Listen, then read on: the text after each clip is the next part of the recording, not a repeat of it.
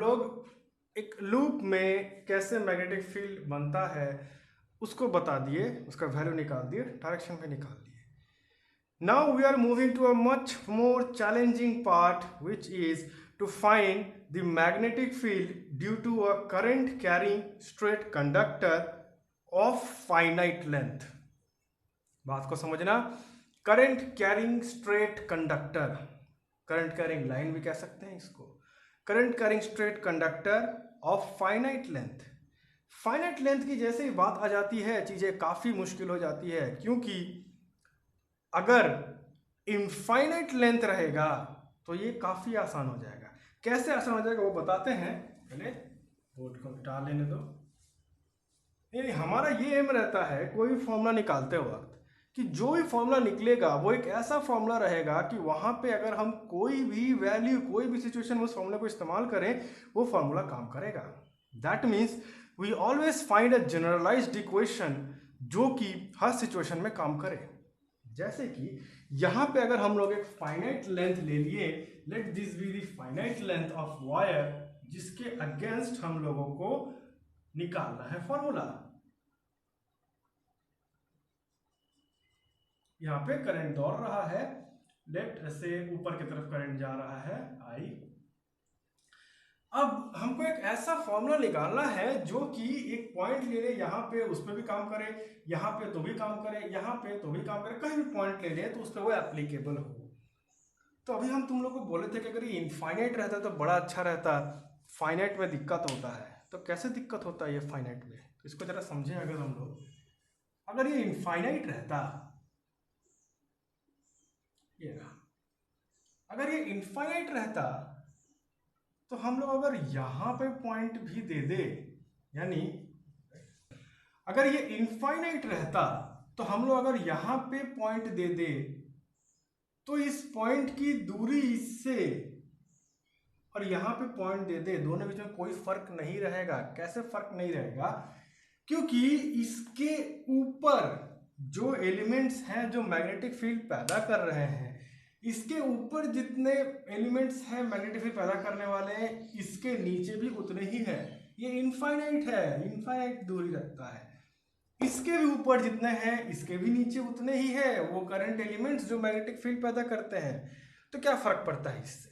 फर्क ये पड़ता है कि इसके ऊपर अगर सपोज 10 यूनिट है जो मैग्नेटिक फील्ड पैदा कर रहे हैं, तो उसके कारण आने वाले इफेक्ट और इसके कारण आने वाले इफेक्ट दोनों ही बराबर आएंगे, जिससे कि एक सिंपल सा फॉर्मूला निकालेंगे और ये काम बन जाएगा। Same happens with this also. But अगर ये फाइनाइट होता तब अगर हम यहाँ पे पॉइंट रखते हैं तो इसके ऊपर सिर्फ इतने ही पार्ट है जो मैग्नेटिक फील्ड बना रहे हैं और नीचे इतने सारे पार्ट है जो मैग्नेटिक फील्ड बना रहे हैं। दैट मीन्स ये इक्वल पार्ट्स में डिवाइडेड नहीं है, नीचे वाले के कारण मैग्नेटिक फील्ड का डायरेक्शन अलग ही आ जाएगा। यहाँ पे सेम हैपेंस, अगर बीच में रख दे तो इसका बात अलग हो जाएगा, यहाँ पर तो बात अलग हो जाएगा, ईच एंड एवरी पॉइंट रख देंगे तो बात अलग हो जाएगा, दूर भी रखेंगे तो भी बात अलग हो जाएगा, क्योंकि हर एक पॉइंट पे इसका वेरी करता है magnetic field, because finite length है। इधर और इधर मैग्नेटिक फील्ड पैदा करने वाले एलिमेंट्स वेरी हो रहे हैं, डायरेक्शन वेरी हो रहा है। Magnetic field is a vector quantity, तो इसीलिए इसका डायरेक्शन और मैग्नीट्यूड दोनों मैटर करता है। इसीलिए this is a very difficult situation. कैसे इसको सॉल्व करेंगे? डिफिकल्ट सिचुएशन तो और डिफिकल्ट तब हो जाएगा जब हम लोग इसका फॉर्मूला इस्तेमाल करेंगे। हमारे पास एक ऐसा फॉर्मूला है जिसको कभी भी हम लोग इंटीग्रेशन नहीं मार सकते हैं, बकवास एक फॉर्मूला है, जैसे कि bio-Savart's law, dB is equal to mu naught by 4 pi IDL sin theta by r square। Formula बड़ा ही बेकार सा है बोल सकते हो, लेकिन जो भी है यही है, और इसी फॉर्मूले को निकालने में साइंटिस्ट लोगों को बहुत टाइम लगा है, और यही फॉर्मूला है हमारे पास, बेहतरीन से बेहतरीन यही फॉर्मूला है। अब इसी से काम चलाना है, पसंद नहीं है तो फॉर्मूला बदल दो, खुद साइंटिस्ट बन जाओ, इसको नया निकाल दो। बट जो है हमारे पास इसे को इस्तेमाल करेंगे। लेकिन प्रॉब्लम यहाँ पर यह है कि थीटा क्या है? Theta is the angle between IDL and the position vector. तो चलो सिचुएशन पहले क्रिएट करते हैं। अगर एक सिचुएशन क्रिएट कर देंगे तो ही हम लोग को प्रॉब्लम पता चलेगा, प्रॉब्लम पता चलेगा तो सोल्यूशन निकालेंगे इसका। सिचुएशन हमारे पास, सिचुएशन ये है, चलो इधर बनाते हैं डायग्राम तो बेहतर रहेगा। मान लो कि ये है current carrying conductor, suppose this is the current carrying conductor. In this current carrying conductor अगर हम लोग ये वाले पॉइंट पे निकालना चाहते हैं, एक जनरल लोकेशन चूज कर लिए, let this be the point. ये पॉइंट पे अगर हमको निकालना है magnetic field, let this be the point P, तो ये पॉइंट पी पे हम लोग को मैग्नेटिक फील्ड निकालना है। किसके कारण? जिस होल वायर के कारण जिसमें कि करंट दौड़ रहा है, करंट आई। और बस लॉ के फॉर्मूले में dV is equal to mu not by 4 pi I D L sine theta by R square. इस फॉर्मूले में आईडीएल करंट एलिमेंट खोजना बहुत जरूरी होता है। तो समझते हैं, करंट एलिमेंट को पकड़ लो, ये वाला पकड़ लिया। अगर करंट एलिमेंट छोटा सा पार्ट करंट एलिमेंट का हो गया, तो इसके बीच ये हो गया इसका पोजीशन वेक्टर आर। तो ये डीएल आईडीएल का डायरेक्शन भी इसी तरफ है। इन दोनों के बीच की जो एंगल बनती है इसको बोलेंगे थीटा। अब आईडीएल को यहीं पकड़े हैं, अगर यहां पकड़ ले तो थीटा बदल जाता। किसी भी पॉइंट पे आईडीएल को पकड़ ले तो थीटा बदल जाएगा। That means this sine theta can not be integrated. It is a very very big difficulty. इसको इंटीग्रेट नहीं कर सकते हैं तो हम लोग पूरे वायर के कारण यहाँ पे मैग्नेटिक फील्ड नहीं निकाल पाएंगे। That means we need to change this formula. Of course इसी फॉर्मूला को बेस बनाएंगे और इसी के ऊपर कॉकटेल बनाएंगे हम लोग, अलग अलग चीजें डालेंगे और फाइनली एक ऐसा फॉर्मूला निकालेंगे जिसको इंटीग्रेट कर पाएंगे। तो कैसे करते हैं देखो। करने से पहले हम लोग एक दूसरे चैलेंज में आते हैं जो कि मेन चैलेंज है हमारा, कि पहले तो एक ऐसा पैरामीटर्स या एक ऐसा क्या बोलते हैं उसको, ये डिजाइन करना जिससे कि इस पॉइंट का लोकेशन परफेक्टली लोकेट किया जा सके। जैसे कि ऐसे पैरामीटर्स यहाँ पे हम लोग असाइन करेंगे जिससे कि ये पॉइंट कहाँ पर है, ऊपर नीचे दाएं बाएं किस जगह में है, एग्जैक्टली पता कर पाए। तो पहले तो इसको लोकेट करते हैं बड़े अच्छे से। तो लोकेट करने के लिए क्या करना पड़ेगा, हमेशा जो भी हम बताएंगे कि इमेजिन करने के बीच में यहाँ पे ये वायर रखा हुआ है, ये वायर रखा हुआ है। अब ये जो वायर है यहाँ पे पॉइंट यहाँ पर है, तो सबसे पहला पैरामीटर हम लोग डिजाइन करेंगे कि इससे कितनी दूरी पर है, और वो दूरी मापने के लिए हम लोग परपेंडिकुलर डिस्टेंस बना लेंगे। मान लो यहाँ से यहाँ तक एक परपेंडिकुलर डिस्टेंस है, ये दूरी पता चल गई। जब ये दूरी पता चल गई तो क्या ये सफिशियंट है? तो देखते हैं। मान लो यहां से यहां तक की ये दूरी को हम कैपिटल आर से डिनोट करते हैं, तो क्या ये दूरी सफिशिएंट है इसको पिन पॉइंट करने के लिए? तो बात आंसर है कि नो। वाई? बिकॉज ये दूरी तो है आर, ठीक है, तो ये इससे इधर या इधर नहीं जा सकता, ये यहीं पे रहेगा। बट ऊपर नीचे तो जा सकता है। अगर ये ऊपर चला गया तो इसके पैरामीटर्स चेंज हो जाएंगे, बिकॉज ये फाइनाइट लेंथ का है। नीचे चला गया तो भी चेंज हो जाएगा। It is free to move circular way. R को मेंटेन करके कहीं भी मूव कर सकता है। The answer will not change, because एक करंट कैरिंग स्ट्रेट कंडक्टर के कारण जो मैग्नेटिक फील्ड बनता है वो भी सर्कुलर रिंग में ही बनता है। और सर्कुलर रिंग में जो मैग्नेटिक फील्ड, जो रिंग बनाते थे ना अलग अलग करके, हर एक रिंग पे मैग्नेटिक फील्ड का वैल्यू सेम रहता था। दूसरे रिंग में जाओगे तो मैग्नेटिक फील्ड का वैल्यू चेंज हो जाएगा। इससे पहले जो हम लोगों ने फॉर्मूला निकाला था मैग्नेटिक फील्ड का, उसमें देखोगे तो magnetic field is inversely proportional to R. R यानी रेडियस, रेडियस को अगर बढ़ाएंगे उस रिंग का तो मैग्नेटिक फील्ड कम होते जाएगा। यानी एक रेडियस में मैग्नेटिक फील्ड, यानी तुम कहीं भी रखो उसका पकड़ कर radius same, magnetic field same मिलेगा। रेडियस चेंज कर दोगे तो मैग्नेटिक फील्ड भी चेंज हो जाएगा। सो ये याद रखना, it is free to move circular. तो हम लोग गोल नहीं घुमाएंगे, 2 डायमेंशनली ऊपर नीचे करेंगे। तो एक आगे पीछे करने वाला पैरामीटर तो फिक्स हो गया। आर हम लोगों ने बता दिया, डिस्टेंस इसका भी यहीं पे रहेगा। आर अगर किसी पॉइंट का बता दो तो फिक्स हो गया, लेकिन ऊपर नीचे भी कर सकता है। तो ऊपर नीचे करने वाले पैरामीटर्स को भी बताते हैं कैसे हम लोग। चलो, कि अगर यहां पर है तो एकदम टॉप पॉइंट से यहां पे हॉरिजॉन्टल, यानी ये हॉरिजॉन्टल हो गया हम लोग का, आर हॉरिजॉन्टल हो गया। तो हॉरिजॉन्टल से एंगल एक मापते हैं, इसका नाम देते हैं φ1। ये एंगल जो हॉरिजॉन्टल से ऊपर की तरफ जाता है इसको बोलेंगे φ1। हॉरिजॉन्टल बोलो उसको, या परपेंडिकुलर डिस्टेंस उसके बोलो।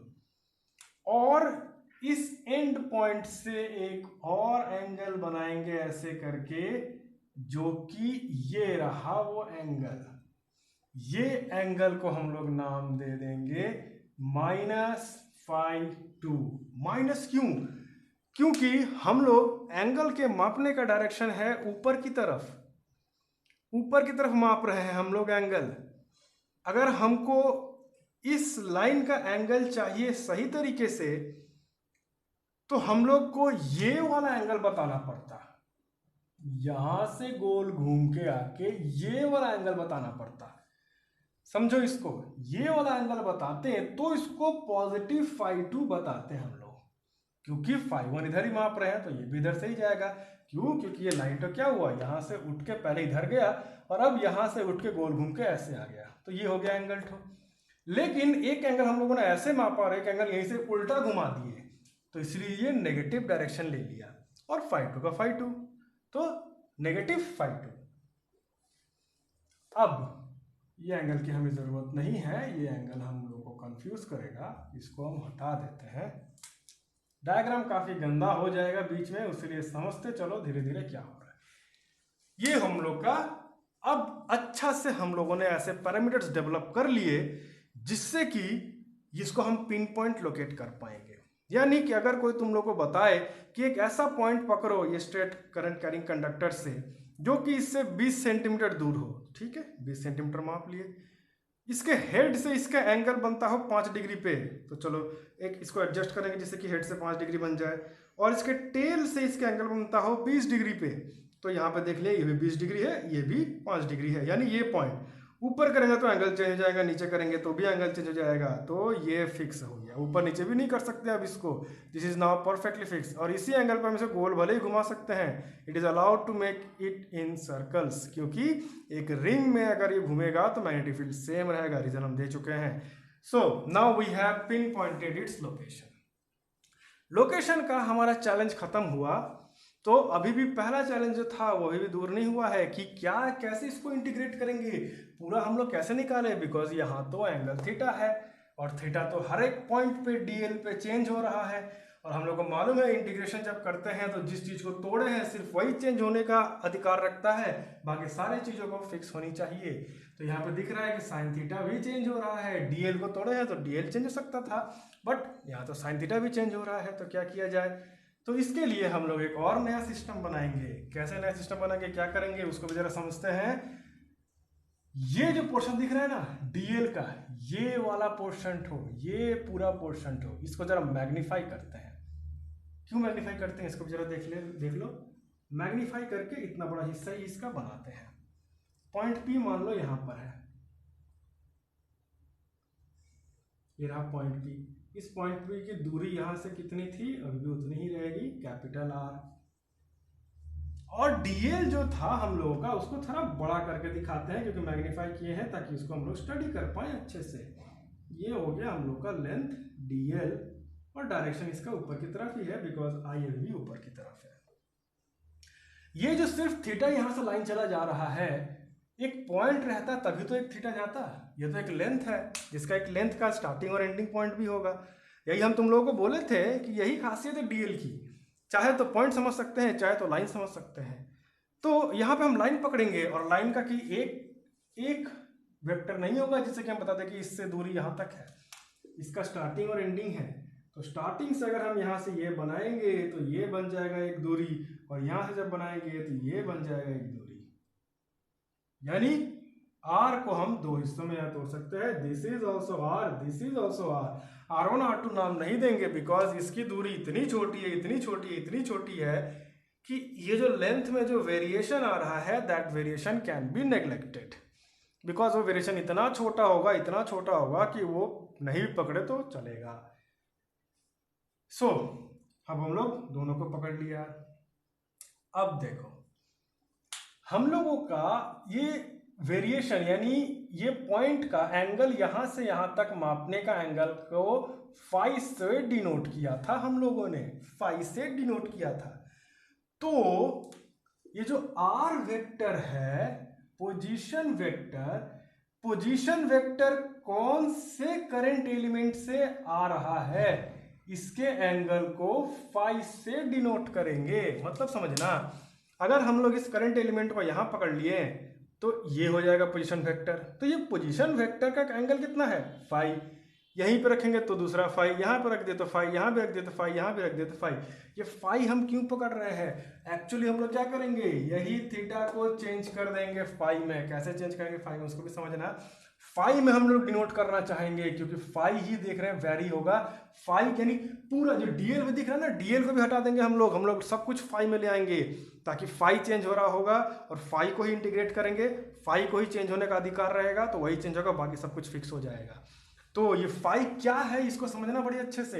यहाँ पे डीएल है तो ये उसका पोजीशन वेक्टर था। ये अगर पोजीशन वेक्टर है तो इसकी distance from the, not distance, the angle from the horizontal हो गया फाई। अब ये मत समझना कि यहाँ पे माइनस फाई क्यों नहीं है। माइनस फाई या प्लस फाई का यहाँ पे सवाल नहीं आ रहा है, बिकॉज हम लोग यहाँ पे सिर्फ और सिर्फ उसका एंगल माप रहे हैं। जब इंटीग्रेशन करेंगे तब उस इंटीग्रेशन में माइनस फाई से प्लस फाई डाल देंगे। अभी हम लोग बस उसका एंगल माप रहे हैं यहाँ से वहां तक, चाहे ऊपर जा सकता है चाहे नीचे आ सकता है, एनीवेयर ये रहेगा, वही हम लोग उसको फाई पकड़ लेंगे। तो यहाँ पे अगर इसको हम लोग मानना चाहे फाई, तो ये हो गया फाई। अब बोल भी सकते हो कि ऊपर वाले से क्यों, नीचे वाले से भी तो फाई ले ही सकते थे, बिकॉज दोनों ही काफी करीब है, यहाँ पे ले ही सकते हो, कोई प्रॉब्लम नहीं है, एक ही बात होता है। इन दोनों के बीच का जो डिफरेंस है इसको पकड़ लेते हैं हम लोग डी फाई। इतना छोटा सा एंगल है बीच में कि उसको मेजर भी नहीं किया जा सकता, इसलिए इस एंगल को हम लोग डी फाई पकड़ लेते हैं, डी फाई। धीरे धीरे समझते जाना हम क्या क्या बताते जा रहे हैं। नहीं समझ में आए तो मार्क करके रखना, एंड ऑफ द डिस्कशन पूछना, हम बता देंगे। नाउ ये हो गया डी फाई, और ये फाई चाहे इसके साथ लगा सकते हो चाहे तो इसके साथ भी लगा सकते हो, दोनों तो एक ही हो जाता है, बड़े स्केल में देखेंगे हम लोग तो। अब इससे एक लाइन बनाते हैं जो कि इस पे परपेंडिकुलर बनता है, परपेंडिकुलर बन गया। ये डिफरेंस है इसके और इसके बीच के लेंथ का, ये डिफरेंस काफी छोटा सा है, इसको नेग्लेक्ट कर सकते हैं हम लोग, इसलिए ये हम लोग का मेन डायग्राम बना। ये तो उसका मैग्नीफाइड फॉर्म है। तो अब हमारा पूरा डायग्राम कंप्लीट है, नहीं कभी भी कंप्लीट नहीं है। चलो नामकरण करना तो पड़ेगा ही ना हर एक पॉइंट को, नहीं तो हम लोग यहाँ पर ट्रायंगल्स कैसे पकड़ेंगे, सारी चीजें कैसे पकड़ेंगे। तो नामकरण करते जैसा तुम लोग को नोट्स दिए हैं, उस नोट्स में जो हम लोग नाम को इस्तेमाल किए हैं वही नाम को पकड़ते हैं हम लोग। चलो ऊपर के लेंथ को पकड़ लेते हैं ए एंड बी, उसके बाद इसको पकड़ लेते हैं एफ, इसको पकड़ लेते हैं सी एंड ई, ये हो जाएगा सी, ये हो जाएगा एफ, ये हो जाएगा ई, ये हो जाएगा डी, डी। ओके, यहां पर दिख रहा है कि थीटा बना हुआ है, पोजीशन वेक्टर और आईडीएल के बीच का एंगल थीटा। तो ये भी तो पोजीशन वेक्टर है, यहाँ भी थीटा आएगा, और ये भी पोजीशन वेक्टर है, यहाँ भी थीटा आएगा। एक्चुअली में अगर तुम लोग देखो तो बोल सकते हो कि ये थीटा और ये थीटा तो बराबर नहीं है, बट तुमको यहाँ पे दिमाग में रखना पड़ेगा कि ये हम लोग मैग्नीफाइड व्यू पकड़े हैं, एक्चुअल व्यू तो ये है, यानी एक ही तो पोजीशन वेक्टर था। इसको जब हम लोग मैग्नीफाई करेंगे ना, पूरा मैग्नीफाई करेंगे, जूम आउट करते रहेंगे, तो जूम आउट करते करते करते, सॉरी मैग्नीफाई नहीं, इसको जब जूम आउट करेंगे इसको, तो हम लोग क्या देखेंगे कि ये एक के ऊपर चढ़ते चढ़ते चढ़ते चढ़ते चढ़ते इस रूप में आ जाएगा। इस रूप में आया है तो यहीं पे थीटा है। अब इसको जूम इन करेंगे, मैग्नीफाई करेंगे तो खुल के ऐसा दिखेगा। अब ये इतना छोटा है कि ये और ये दोनों के बीच का जो फर्क है वो इतना छोटा है कि उसको नेग्लेक्ट कर सकते हैं, तो इसलिए दोनों को ही थीटा पकड़ के रखे हैं हम लोग। ओके, तो हमारा पूरा कंप्लीट हो गया, कहीं पर भी और कोई भी बाकी नहीं रह गया जहां तक लग रहा है। हाँ, कुछ बाकी नहीं है। हाँ, एक चीज और बाकी है। अब एक चीज याद रखना, ये एंगल अगर फाई हुआ तो ये एंगल भी फाई होगा, ये एंगल भी फाई होगा। लिखे कैसे, चलो यहाँ पे लिख देते हैं, ये एंगल भी फाई होगा। कैसे, सिमिलर ट्रायंगल प्रूफ कर सकते हैं, ट्रायंगल पी एफ सी और ट्रायंगल सी डी ई में एक एंगल 90 डिग्री है तो एक एंगल 90 डिग्री है, एक एंगल थीटा है तो एक एंगल यहाँ भी थीटा है, तो ये ट्रायंगल और ये ट्रायंगल सिमिलर है। दैट मीन्स एक एंगल अगर इसका फाई है तो ये एंगल भी फाई होगा। तो मैथ का थोड़ा सा इस्तेमाल किया हम लोग यहाँ पे, सिमिलरिटी कॉन्ग्रुएंसी हम लोगों ने बचपन में किया था, उसी का इस्तेमाल किया, यहाँ पे फाई लिख दिया। ओके, चलो अब इसको काम करते हैं।